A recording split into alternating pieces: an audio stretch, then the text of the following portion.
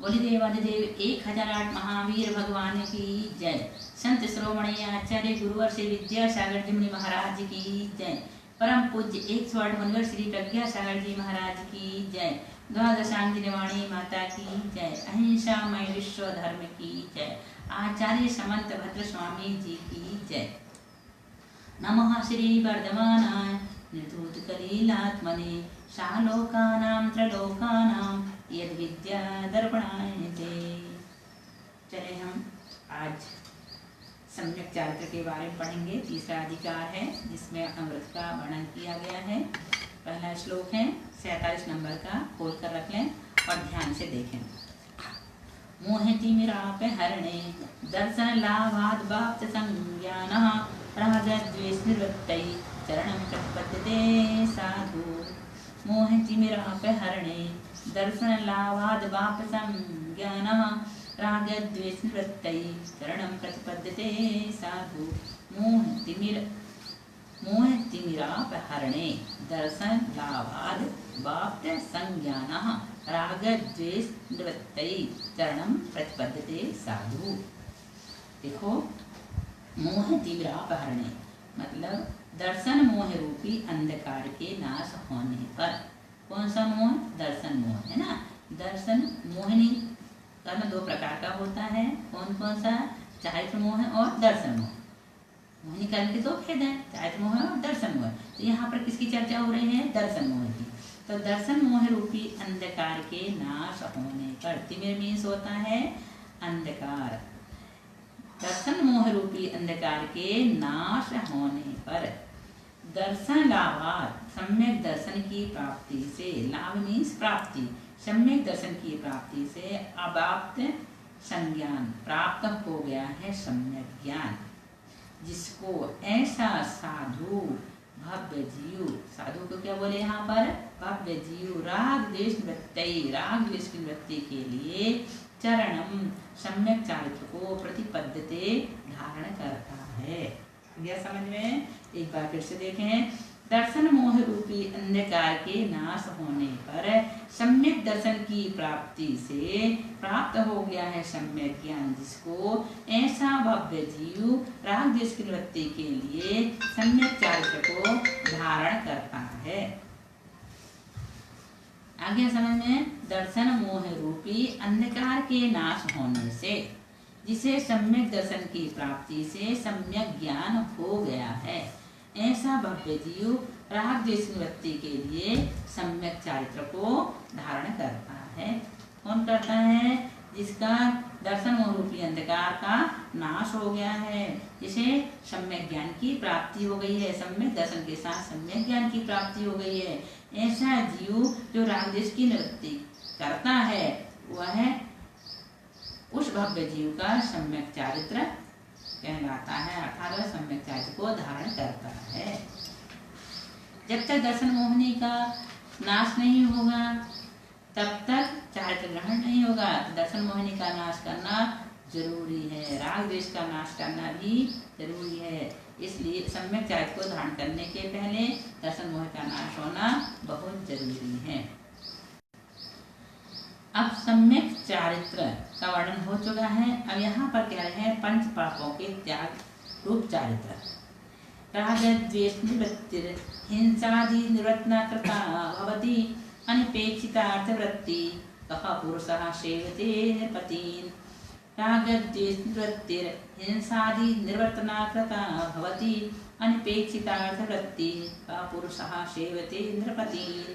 राग द्वेष निवृत्ति, राग द्वेष की निवृत्ति से, राग द्वेष की निवृत्ति से हिंसादि निवृत्तना, हिंसादि पांच पापों के त्याग रूप चारित्र कृता भवति संपादित होता है। यथा जैसे अनपेक्षितार्थ वृत्ति, आजीविका की इच्छा नहीं रखने वाला, कह कौन? पुरुषः पुरुष, नृपतीन राजा ही सेवते सेवा करता है, अर्थात कोई नहीं करता। राग द्वेष दूर हो जाने से, हिंसादि पांच पाप दूर हो जाने से, धन संपत्ति की इच्छा से रहित कौन पुरुष राजा की सेवा करता है, अर्थात कोई नहीं करता। किस प्रकार से? उसी प्रकार राग द्वेष की अभाव होने पर कोई भी जीव हिंसा आदि को करता है? कोई नहीं करता। क्यों करेगा? जिस प्रकार से राजा की सेवा कौन करता है? जिससे कोई इच्छा होती है। अब जो उसे कोई इच्छा ही नहीं तो उसकी सेवा क्यों करेगा? उसी प्रकार से राग द्वेष के अभाव होने पर कोई भी जीव हिंसा आदि को करता है क्या? नहीं करता, करेगा भी नहीं। क्यों करेगा? क्योंकि राग द्वेष तो खत्म हो चुके हैं। इसके बाद अगला श्लोक है, चारित्र किसे कहते हैं? हिंसा नृत्य चोरेभ्यो मैथुन सेवा परिग्रहाभ्यां च पाप प्रणालिकाभ्यो विरति संयश चारित्रम। हिंसा नृत्य चोरेभ्यो मैथुन सेवा परिग्रहाभ्यां च पाप प्रणालिकाभ्यो विरति संयश चारित्रम। सरल है बहुत। सम्यक ज्ञानियों का, संयश में सम्यक ज्ञानियों का, ये षष्ठी विभक्ति है। सम्यक ज्ञानियों का हिंसा नृत्य चौरभ्यो, हिंसा अनृत्य चोरी झूठ, हिंसा झूठ चोरी कुशील और परिग्रह रूप पापाश्रव के द्वारा, पाप प्रणाली का पापाश्रवों के द्वारों से विरक्त होना ही चारित्र अस्ति है। फिर से देखें, हिंसादि जो 5 पाप बताए हैं, उन 5 पाप के जो द्वार हैं उनसे विरक्त होना ही क्या कहलाता है? चारित्र कहलाता है। और फिर से बताएं, पाप प्रकृतियों के आत्मा में प्रवेश के जो द्वार हैं कौन से हैं? हिंसा, झूठ, चोरी, कुशील और परिग्रह, इनका त्याग करना सम्यक ज्ञानी का चारित्र है। आगे सम्यक में इन सारी 5 पापों का त्याग करना चारित्र, सम्यक चारित्र कहलाता है। इससे ज्यादा कुछ समझने जैसा नहीं है। फिर भी यदि आपको लग रहा है तो इस श्लोक को याद कर लेना, जिससे और अच्छी तरह से स्पष्ट हो जाएगा। अब क्या है कि सम्यक चारित्र की परिभाषा तो आपने बता दी है कि सम्यक चारित्र किसे कहते हैं, लेकिन वह सम्यक चारित्र कितने प्रकार का होता है? तो देखें, 50 नंबर का श्लोक है, शकिलम विकिलम चरणम तत् सकलम सर्वसंग विरतानाम अनगाराणाम विकिलम सागाराणाम ससंगानाम। सकलम विकलम चरणम, चारित्र के 2 भेद हैं। कौन कौन से? सकल और विकल। सकल और विकल की अपेक्षा से चारित्र 2 प्रकार का होता है। सकल चारित्र किसको होता है? तत् सकलम, वह सकल चारित्र सर्वसंगृता नाम, यानी सर्वसंगृता नाम जो सभी प्रकार के परिग्रह से रहित हो गए हैं, वह सकल चारित्र किसको होता? अनगाराणाम, अनगार मुनियों के होता है। और विकलम, विकल चारित्र सागाराम, जो ससंगानाम परिग्रह से सहित सागार यानी गृहस्थ हैं, उनको विकल चारित्र होता है। अर्थात चारित्र 2 प्रकार का होता है। सकल और विकल की अपेक्षा से सकल चारित्र अनगार यानी मुनियों के होता है, विकल चारित्र सागार यानी गृहस्थों के होता है। अगला देखना, श्रावक का चारित्र कौन सा है? गृहीणाम त्रेधा तिष्ठो गुण शिक्षा व्रतात्मकं चरणं पंचत्री चतुर्भेदं त्रयं यथा संख्यमाख्यातम्।